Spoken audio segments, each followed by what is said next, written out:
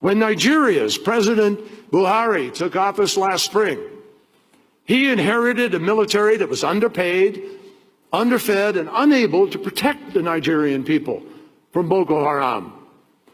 And one reason is that much of the military budget was finding its way into the pockets of the generals.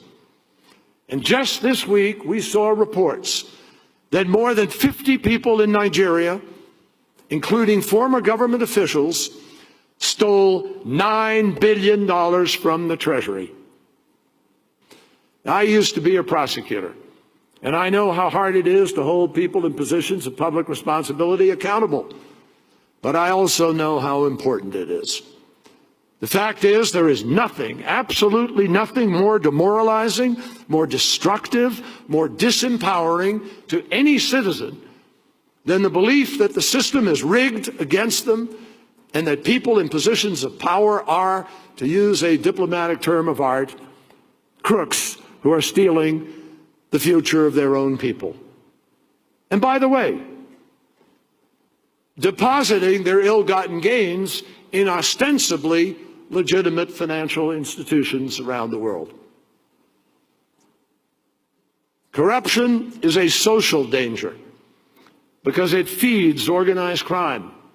It destroys nation states.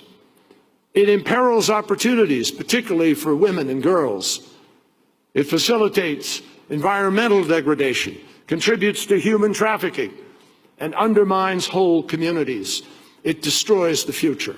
Corruption is a radicalizer because it destroys faith in legitimate authority.